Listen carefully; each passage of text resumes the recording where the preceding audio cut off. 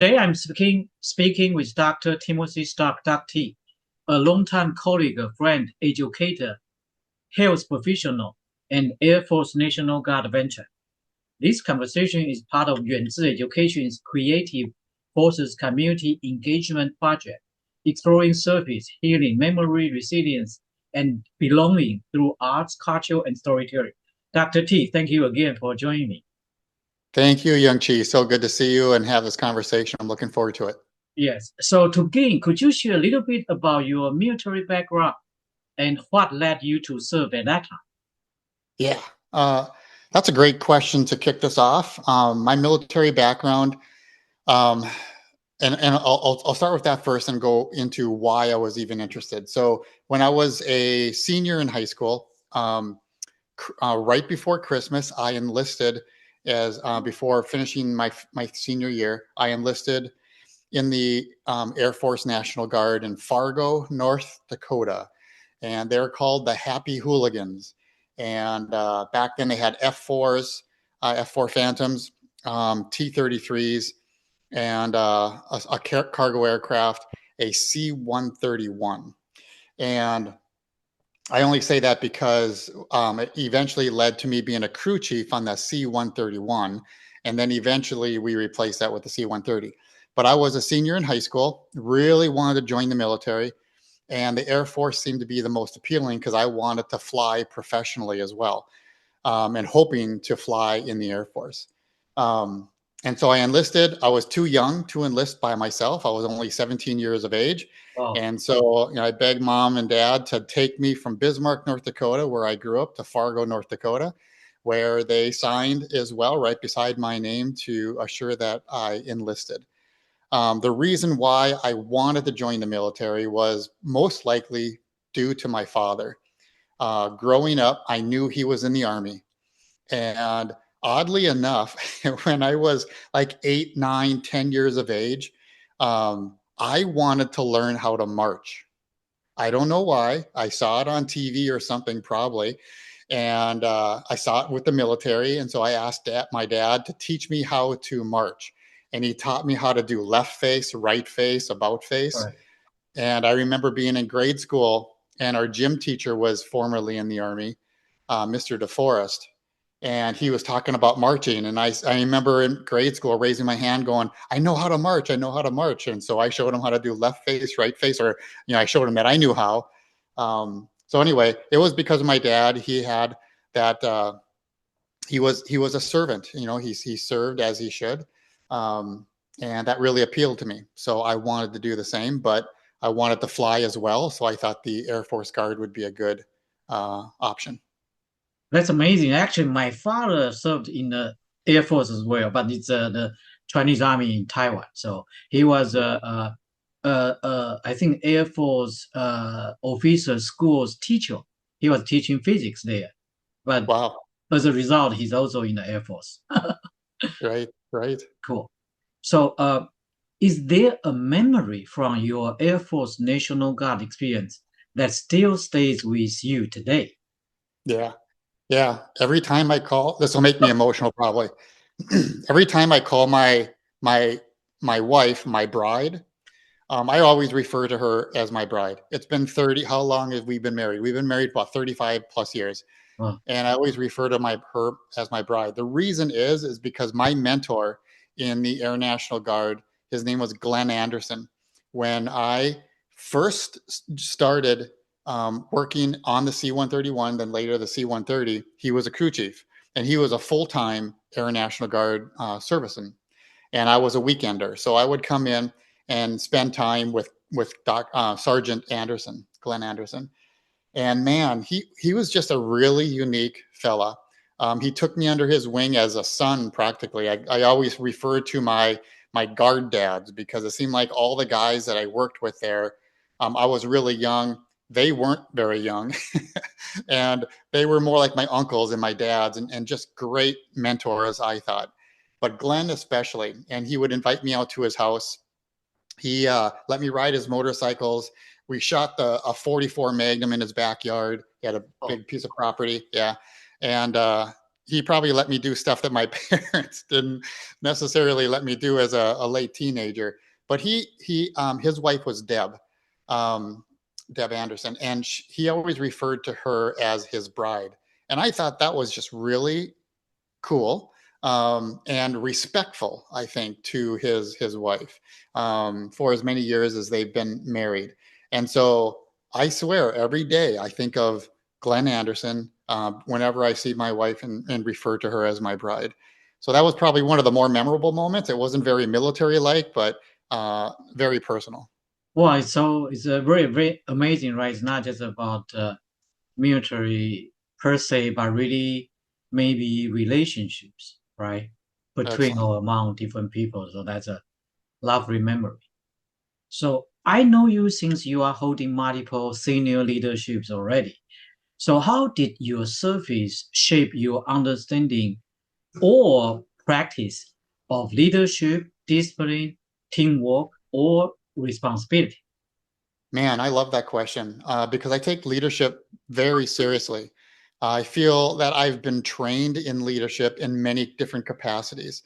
When I was in high school, pre-military, uh, I didn't really ask to be a leader. I was asked to lead a musical group, our band in high school. Um, and so I was the drum major, if you will. So in front of the entire uh, marching band of 100 plus musicians. And I was pretty good at the trumpet back then. I was a section leader as well. And so that was probably the first little bit of leadership that was formally structured. And then I joined the military within months after becoming a senior in high school. And at basic training, you're taught leadership, you're taught hierarchy of rankings, and who to talk to and how to talk to people, how to phrase things appropriately so that it's respectful, but yet still to the point. Um, and then after basic training, you come back to your guard base, and you're working now in that environment, and you're applying those skills of leadership, and building relationships with your teammates that are working in the same hangar as you, on the same plane with the same mission. So it's very mission driven, isn't it? And I think that's what I really appreciate with the military is its mission, mission, mission. And it probably cannot be accomplished ever by yourself. There's usually a team that has to be involved with accomplishing that mission. And there has to be a leader. There has to be somebody to make some of those tough choices, to identify what those objectives are that need to be met in order to meet the mission. Sometimes that's a team effort as well to even identify those objectives. And then later on, after in being in the Guard, a number of leadership opportunities came up in higher education when I was a student. Um, Particularly, I guess, at chiropractic school where you and I met at Northwestern Health Sciences University. I was a student leader at that time. That allowed me to meet other colleagues in my field who were also leaders. And then later, when I left, um, built some programs, came back to Northwestern. That's where you were when I was the dean of the chiropractic program. Certainly a very strong and uh, sincerely important position because you have a lot of people depending on you, and and you have to have that place that responsibility on you. It can get pretty heavy.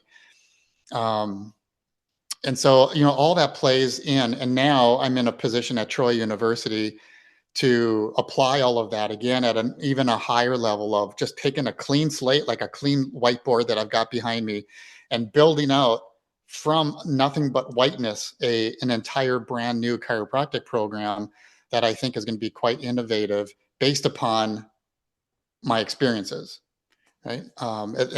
And those prior experiences really offer perspective in regards to where you currently are as a leader and what is expected of you. Well, that's amazing. So the next question is about health and education. So you have worked in health, education, and healing professions. Do you see a connection between your military service and your later professional work? Most definitely. I think, in fact, I was meeting with my dean So as a director of a chiropractic program, now I report Right. to a dean, and my dean is a Marine. Once a Marine, always a Marine. So he has that Yes. prior history of being in the military. And our chancellor of Troy University also is a Marine. Once a Oh, Marine, always a Marine. And right. so there is a true understanding of mission directives. Um, keep your eye on the prize, if you will, but it's really mission oriented and clear objectives to get there. So I would say at this point, I'm putting those objectives into place right now, still Right. engineering them, still designing them. What's going to get us to that vision? So we have a vision of being a very unique chiropractic program in the U.S. Um, and there's some uniqueness things there that require us to set specific objectives. And so we're meeting those. We're designing those objectives, of course, working eloquently with our board of trustees, other leadership leaders within the university, and my military background. You're constantly working across disciplines. So as a crew chief on a C-130 Hercules, I later became a crew chief on a C-130 Hercules. As a crew chief, you're working with the tire people, you're working with the hydraulics people, you're Right. working with fabrication. So you have all these other departments that you really need to orchestrate well to meet that mission. And building a program from scratch, as we're doing here at Troy University, it's exactly that. Oh, great. Yeah, I can see lots of similar example. It's pretty much in any organization, right? In any organizations, there's a team like that. Like for nonprofit, for example, I can think from the funding agency to to the organization, collaborators, people who are doing the work, volunteers, uh, participants, all those things. Everybody needs to work together to make a project or a case successful. So thank you for sharing that perspective. So the Right next on. question is about what, from your perspective, civilians should understand. So for civilians who want to better support veterans and military connected families, what do you wish more people understood? Mm, that's a tough one. Um, from a civilian perspective, when I related to civilians, I think there was a challenging time. So I did 9 years in the Air National Guard. And when I, all the way up through and starting chiropractic school, when I was in chiropractic school, I was in my ninth year of serving in the Air National Guard. Um, and that was in Minneapolis, Minnesota. So I was traveling back to North Dakota once a month to do the guard drills. And I was so busy as a student leader at that time, it was becoming very challenging. And my 9 year term was up, and I did not reenlist only because um, it was just a challenging time for me to be a leader and move on to my new profession. And so I did not reenlist. I finished chiropractic school, Right. finished my residency, went back to North Dakota and opened up a practice. And I was still young enough. I was still young enough. And I told my bride, I said, I feel like I want to reenlist again. I'm missing that. I'm missing the Air National Guard. I'm missing the camaraderie, the relationship, the structure, the mission oriented day to day function. And, she, as a civilian, my other family members, most of them as civilians, said, why would you ever want to do that? Because we were past Desert Storm. There's always this risk of being called up. And the question was, why would you want to reenlist? Now you're a professional, you're trying to build a practice. Right. And I just said, there's just something missing. Um, and so it's always been important to me in my life. I always say that in the top three best decisions I've ever made in my life, one of them was enlisting. Right. And when you have that premise of that criteria of the best things in your life, and then it's not there, but you have an opportunity to bring it back, such as reenlisting, you probably should act on it. So I did. I reenlisted. And so I was back in the Air National Guard because I had actually moved back to North Dakota in the Fargo, North Dakota area. So it was very easy to do guard drills. And then an opportunity came up for me to take a full-time teaching job in Australia. and move the family over there and build a program over there. So I only did 1 year. I respectfully asked for an early out, and the Air National Guard was fine with it. So I got another honorable discharge. So I did 10 years in the Air National Guard total. Right. Great. So the next question is about art, healing, and belongings. So this project, we actually use Tai Chi, tea culture, calligraphy, and storytelling as a gentle ways to build connection. From your perspective, how can arts, movement, storytelling, or cultural practices support healing and belonging? So for me, this project is really about using the arts as a doorway into connection, not forcing people to talk about like trauma, but creating a space where memory, identity, service, and community can be honored gently. That's interesting. Well, I think exercise, well, let's just start at the high level. Exercise, if there is a snake oil out there where there's one thing that can almost fix everything, it's Yeah, exercise, and it's exercise and movement. And you right, mentioned Tai right. Chi. Tai Chi is great. I did Tai Chi for a couple of years when I was in Australia. I found myself with the lights off in my bedroom doing it in the dark.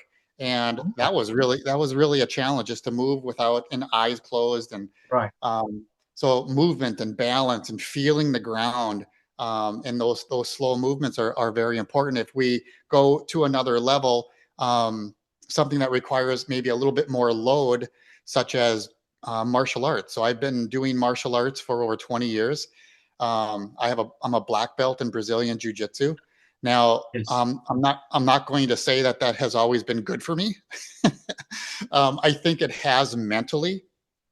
It has always been good for me mentally. Physically, when I pick the wrong partner or I choose to do something wrong and make a mistake and get hurt, you know, I guess one can think that movement, exercise, and sport, such as a martial art, can cause harm, but it certainly can. But I think overall, the outcome, all the healing that can be done from mental health perspective to maintaining flexibility, to maintaining strength, endurance, etc.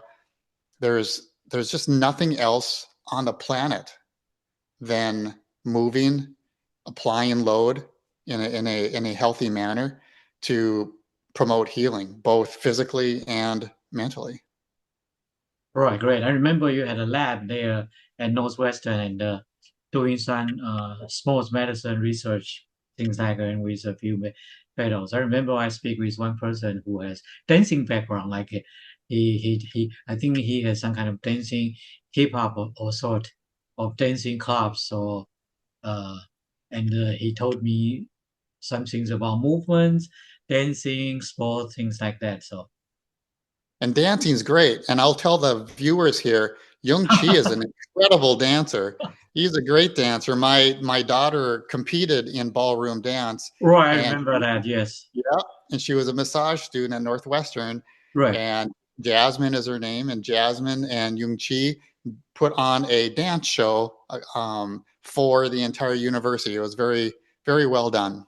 Yeah, thank you very much. Yeah, for supporting her to dance with me. Yes, I was advising the a Mandarin Chinese club, but also teaching salsa dancing for the Spanish language club. And I think in one of those student leaders meeting or diversity meetings, the conversation shows up, and your daughter Jasmine say that, "Oh, I can dance," and then we started to talk about the possibility of doing a Yep. dancing art show.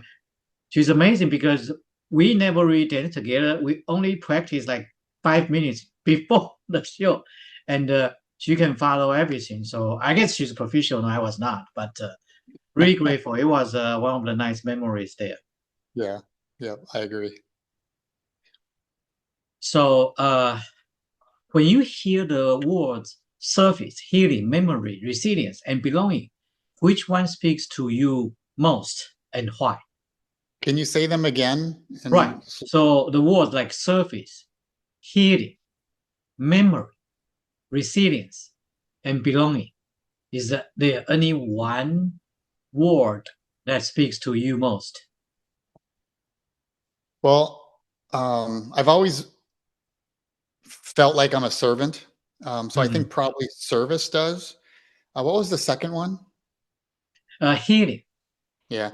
If I have to ask, it probably didn't resonate. It's kind So yeah, the first one certainly I think of those service does. I've always considered myself a servant, and Right, then even in leadership positions, I consider myself to be a servant leader. Uh, right, right, and I've learned though over the years of being a leader that you can almost be too much of a servant leader in that you allow those that you're serving to make decisions. And so there needs to be a pretty good balance between leadership and service.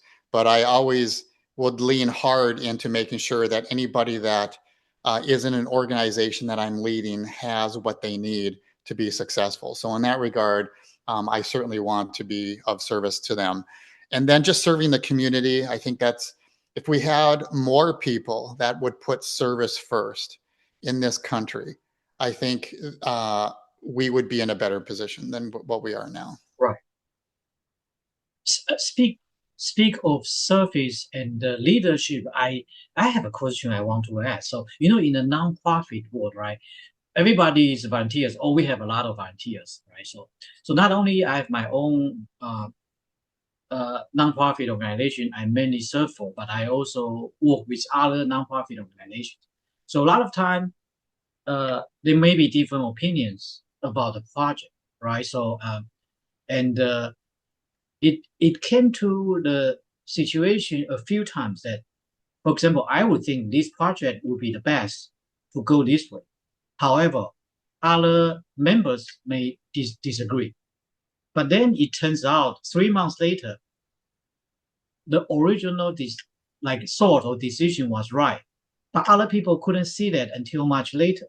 So then in the process, I feel that it's kind of challenging and difficulty to either persuade people because some of the things would be it's no brainer we need to approve this case because it's helping the community. But then they might say, oh, it is different than what we have done in the past. We have limited capacity, or or we have never done that, or something like that. Which for reasons that I thought is is very minor compared to the main purpose, which ideally is to help community, right? So if this project can help community, why don't we just overcome those challenges and do it? So anyhow, but then in some way, I can feel that I started to sound it like being aggressive because I guess maybe part of me couldn't understand why we should go with that project. Uh, but not like one of the very example it's like so obvious that in the beginning when I mentioned we need to support these actually artists to do a art exhibit in our site. They were talking about, oh, we may not have space, we don't want to help them, blah blah blah, until because the organization has a medical school. The medical school, there's a leader in the medical school saying, oh, this is a great idea. Not only I want to support it, I'm going to win because I can connected with him directly. And I say, do you support this? And if so, would you like to even kind of do a talk? He said, oh, I will be honored to do a talk. So things all changed because of that senior medical school, which is part of this nonprofit organization. So that organization is huge. It's like Red Cross in Taiwan. It's like huge because it has Mhm. its own medical school. Then overnight they changed their attitude. But in my mind, I was thinking about it shouldn't matter if this medical leader supports or not. It matters this project is something that we should support. Then we should support, not because a person that has high position then say so. So I guess so then I started to have like the leadership, how strong I should hold my opinion and in terms of providing service, I guess, to the community. This is also another reason why I decided to have my own nonprofit because then I can do things I believe is the best to help a community. I was wondering if you have any thoughts on that, or maybe guidance for me personally. Well, I think with any idea or organization needs to be based on a couple of things. One, there needs to be trust. Oh, And I see. if Yes. somebody doesn't know who Yuan3 Chih is, I mean, if you came to me with an idea, I trust you, I know you, and so I would I listen see. to you and create some validity around it. I see. Right. If you know, if somebody doesn't know you, then they're going to be a little sketch. You know, they're going to Right. be a little bit Right. more reserved. Right. And then value, I think, is the other component to it. So, Oh, um, yeah. yeah, Right. if I think this other leader that later found interest in your project and then other people started catching on, I think that just added value to the Right. idea and the nonprofit because somebody of leadership, of respect and trust found value in it. So Right. I think Yes. trust and value of any idea, particularly a nonprofit, there needs to be based on trust. There's so many, unfortunately, there's so many nonprofits out there that have a bad reputation of asking for money over and over and over and only using a small portion of it for what they said they were going to use it for. Otherwise, the rest Right. pays for the CEO and the COO and the Right. rest of the C-suite. And so there's some trust issues, I think, depending on that nonprofit organization. Right. Um, and Right. surely there needs to be value. I think anybody can Right. make a statement that we're going to save dogs. Okay, well that'll be valuable to somebody who Right. likes dogs, but Right. to somebody who doesn't like dogs, they're probably not going to throw Right. any money. Right. Well, thank you so much. Is there anything else you would like to share, either from your own experience or advice for younger veterans, students, health professionals, or community members? Yeah, I don't necessarily, other than maybe just to reiterate something that I've come to realize once again with this conversation is that enlisting again was one of the top three things in my life that I felt like benefited me as a human being, as a leader, as a husband, as a father. I think it really helped. Maybe I was lucky. Maybe it was the luck of the draw to enlist and fall into this group of gentlemen that really helped me become the man that I am or the person that I am. Right. So I would encourage students if they're interested in the military, do it. You know, investigate, find the right branch of military that appeals to them, and hopefully the right job within that branch that appeals to them. I don't think they're going to be sorry. There's going to be some tough times. Basic training is never easy for anybody, right? You're going to get yelled at. You're going to get yelled at. You're going to Right. be Yeah. uh, You know. Yes. probably called some names that uh, Yes. your feelings might get hurt, you know, and that's okay. I think all of that is okay. It does make you better in the end. So I would encourage individuals, youngsters especially, to consider the military, especially as well if they're struggling. For me, I wasn't sure how I was going to pay for college, and that was another driving force. I really wanted to go to college, and joining the Air National Guard made it possible, certainly. But there's a lot of opportunity there, and for the community, the civilians out there, for the military, I'm so thankful that there's a culture in America now that when we have our for supporting our veterans, um, and for military that go out and do what their mission requires of them, and they come back, that we welcome them, you know, as compared to history. So I do tip my hat to the general U.S. citizens as well for being so pro military and pro veteran. Well, Dr. T, thank you so much for this conversation. I deeply appreciate your openness, your service, and your perspective as a veteran, educator, and health professional. This conversation helps Yuan3 Education make the Creative Forces project more respectful, more grounded, and more meaningful for veterans and military connected communities. Thank you again. You're welcome. Thank you.